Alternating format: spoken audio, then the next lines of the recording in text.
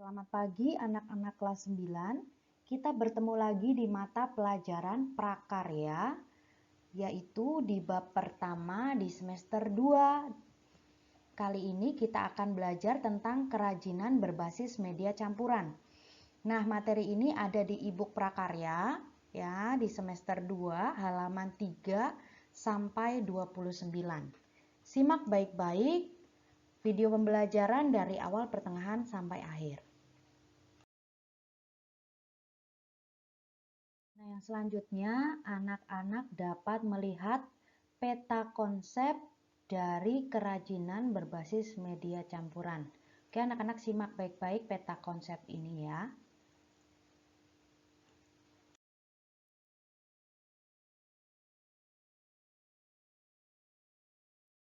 Yang selanjutnya adalah tujuan pembelajaran. Setelah mempelajari bab 1, peserta didik mampu yang pertama menyatakan pendapat tentang keragaman karya kerajinan berbasis media campuran sebagai ungkapan rasa bangga sebagai wujud rasa syukur kepada Tuhan dan bangsa, memahami pengertian sejarah, jenis, sifat dari karakteristik kerajinan berbasis media campuran berdasarkan rasa ingin tahu dan peduli lingkungan, mengalami teknik pengolahan, prinsip perancangan, prosedur pembuatan, dan penyajian kemasan kerajinan berbasis media campuran berdasarkan karakter yang dapat dikembangkan sesuai dengan kebutuhan wilayah setempat.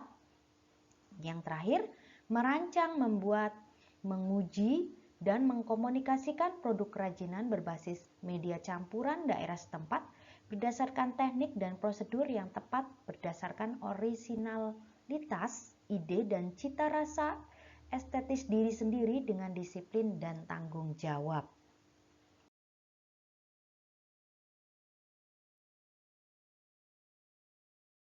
Nah, anak-anak, Kepulauan Indonesia telah menjadi pusat perkembangan abadi Asia sejak zaman dahulu. Banyak pulau-pulau yang dianugerahi sebagai kekayaan alam yang melimpah dan penduduknya diberkahi keahlian tradisi dengan berbagai kerajinan, mulai dari batik, berbagai ukiran kayu, aneka logam, keramik, berbagai bentuk anyaman, dan sebagainya. Semuanya ini patut kita syukuri sebagai anugerah Tuhan Yang Maha Esa. Karena itu, cintailah kekayaan yang dimiliki negeri kita ini. Nah, anak-anak lihat di sebelahnya itu adalah kerajinan logam yang berasal dari Yogyakarta.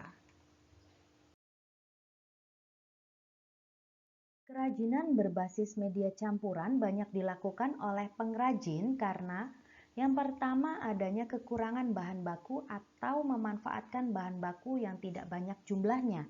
Yang kedua, menghindari bentuk yang monoton.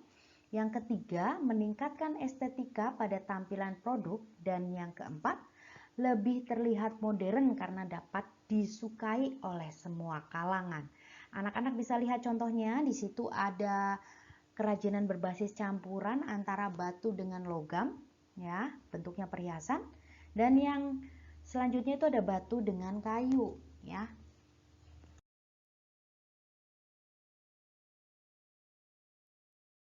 Prinsip kerajinan berbasis media campuran adalah yang pertama merupakan penggabungan dari berbagai bahan yang tidak memiliki reaksi kimia tertentu ketika dilakukan penggabungan. Misalnya bahan yang digunakan dapat membuat bahan lain terkikis atau berkarat dan sebagainya. Yang kedua, bahan yang digunakan terdiri dari berbagai jenis. Tidak hanya satu saja, melainkan lebih dari satu. Dapat 2, 3, atau lebih. Semua bergantung pada rancangan kebutuhan dari produk kerajinan yang akan dibuat. Yang ketiga, bahan dapat terdiri dari bahan homogen atau heterogen. Misalnya, bahan alam dengan bahan alam, bahan buatan dengan bahan buatan, dapat pula bahan alam dengan bahan buatan.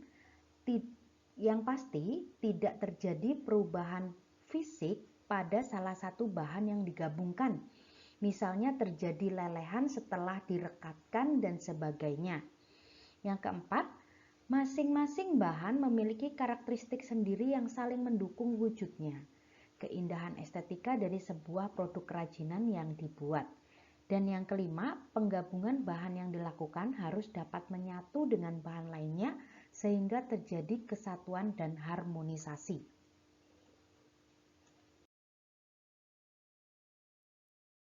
Beberapa petunjuk sebelum melakukan perancangan produk agar tercipta bentuk produk kerajinan berbasis media campuran yang unik dan artistik adalah: yang pertama, menyederhanakan bentuk dengan mengurangi atau menambah bentuk produk kerajinan berbasis media campuran atau stilasi. Nah, melakukan strategi perubahan dengan menyederhanakan bentuk kerajinan dilakukan dengan melakukan pengamatan pada produk asal sebagai objek perubahan. Yang dilakukan adalah mengurangi bentuknya yang dirasa berlebihan atau dengan cara menambah bentuknya jika dirasa kurang menarik. Dengan demikian, diharapkan produk kerajinan berbasis media campuran yang dihasilkan menjadi bentuk yang sangat artistik. Nah, anak-anak, ini contohnya adalah hiasan kepala penari Bali disederhanakan menjadi hiasan ruangan sekaligus kap lampu dengan menggunakan paduan bahan logam dan kayu serta besi sebagai penyangga. Yang kedua adalah merubah bentuk kerajinan berbasis media campuran atau deformasi. Selain dengan cara menyederhanakan bentuk, kerajinan berbasis media campuran dapat pula dilakukan dengan menggunakan cara merubah bentuk sehingga menjadi bentuk yang benar-benar baru. Hal ini sejalan dengan keinginan manusia yang mengarah kepada tujuan jangka panjang. Deformasi diartikan sebagai perubahan bentuk yang terjadi secara permanen. Perubahan bentuk ini harus diimbangi dengan pengetahuan tentang objek atau produk asalnya agar perubahan yang diharapkan dapat terlihat dengan maksimal. Contohnya adalah sebagai berikut. Nah, produk kerajinan tersebut terbuat dari bahan kayu. Meskipun tidak terlihat paduan bahan yang digunakan, namun sesungguhnya kursi ini memiliki campuran bahan kayu yang dibentuk sedemikian rupa sehingga tidak nampak. Fungsinya sebagai kursi, namun bentuknya sudah dirubah sehingga tidak menyerupai kursi yang sebenarnya. Yang selanjutnya adalah jenis dan karakteristik kerajinan berbasis media campuran. Bahan yang digunakan sebagai bahan dasar untuk kerajinan berbasis media campuran sangat beragam, bergantung pada sumber daya alam dari masing-masing daerah. Jenis bahan alam yang dapat digunakan adalah kayu, batu, logam, keramik, kulit, serat, dan sebagainya. Sedangkan jenis bahan buatan yang dapat digunakan adalah plastik, gips, fiberglass, dan sebagainya. Keramik yang terbuat dari tanah liat juga memiliki sifat mudah pecah. Tentu saja jenis bahan ini harus dipadukan dengan sangat hati-hati menggunakan bahan yang tidak merusak wujudnya seperti kain atau jenis kertas sehingga bentuk keramik akan senantiasa terjaga. Berikut contohnya ya anak-anak.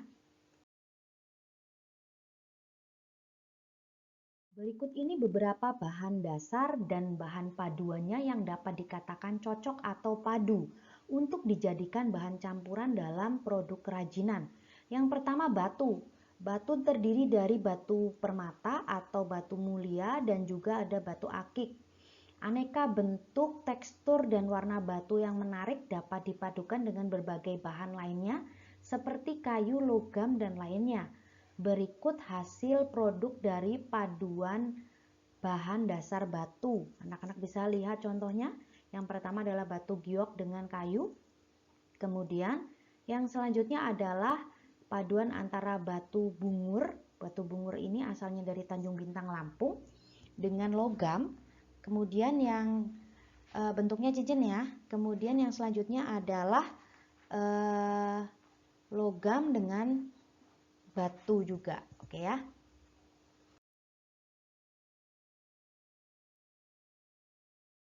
Selanjutnya adalah logam. Logam banyak jenisnya seperti perak, emas, perunggu, besi, dan titanium. Namun, perak paling sering dipadukan sebagai kerajinan berbasis media campuran. Selain harganya terjangkau, juga lebih diminati dengan berbagai bentuk penampilan. Logam dapat dipadukan dengan berbagai bahan lainnya seperti kayu, kerang, batu, dan lainnya. Proses pengecatan atau planting pada logam biasanya merupakan langkah-langkah terbaik untuk mencegah korosi. Berikut hasil produk dari paduan bahan dasar batu.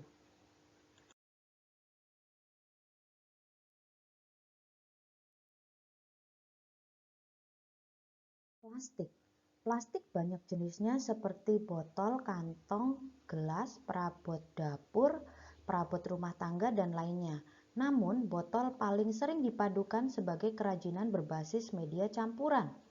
Selain memiliki permukaan yang cukup keras, juga lebih diminati karena mudah dibentuk. Plastik memiliki sifat ada yang dapat didaur ulang dengan pemanasan kembali seperti plastik botol dan kantong. Ada juga yang tidak dapat didaur ulang, contohnya resin. Plastik dapat dipadukan dengan berbagai bahan lain seperti logam, kain, dan lainnya. Berikut hasil produk dari paduan bahan dasar plastik.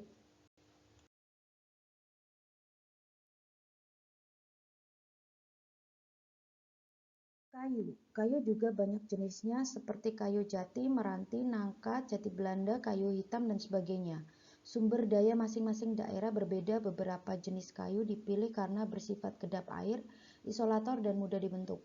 Kayu dapat dipadukan dengan berbagai bahan lain seperti logam, kaca, dan lainnya. Berikut hasil produk dari paduan bahan dasar kayu.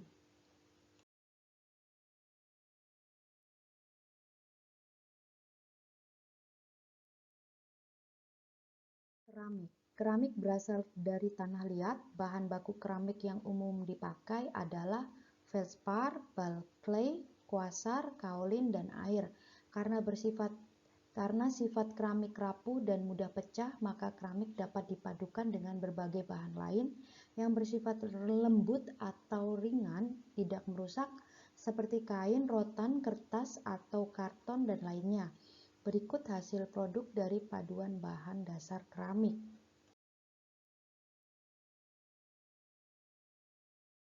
Produk dan proses kerajinan berbasis media campuran. Rancangan merupakan suatu gambar rencana atau gambar sketsa yang harus diikuti dalam proses pembuatan karya nantinya.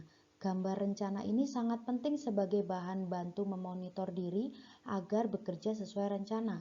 Apabila pada saat proses pengerjaan ditemui kendala, rancangan dapat diubah sesuai solusi. Untuk selanjutnya, pekerjaan dapat dilanjutkan kembali.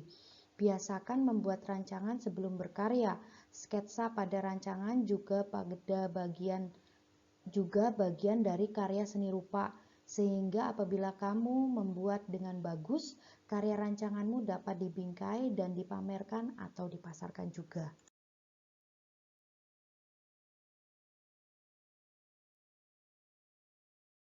Kemasan kerajinan berbasis media campuran. Kemasan merupakan sentuhan akhir dari sebuah proses. Pada karya modifikasi, kerajinan berbasis media campuran ini yang perlu diperhatikan adalah ukuran dari karya. Tidak semua karya kerajinan dapat dibuat kemasan. Terkadang karena ukurannya yang sangat besar, karya tidak dapat dibuat kemasan. Oleh sebab itu, kemasan dapat dilakukan pada karya-karya yang berukuran kecil sehingga sedang yang mudah dibawa.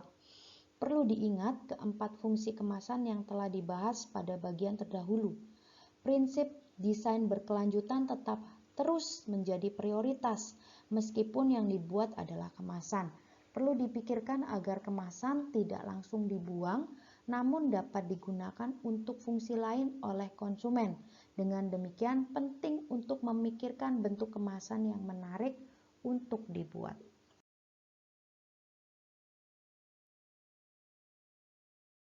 Anak-anak, materi prakarya kita sudah berakhir. Sekarang anak-anak silakan mengerjakan tugas prakarya.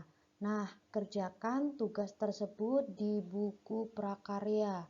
Beri tanggal dan jika anak-anak sudah menyelesaikan, anak-anak minta tanda tangan papa mama untuk menandatangani buku prakarya yang menandakan anak-anak sudah selesai mengerjakan.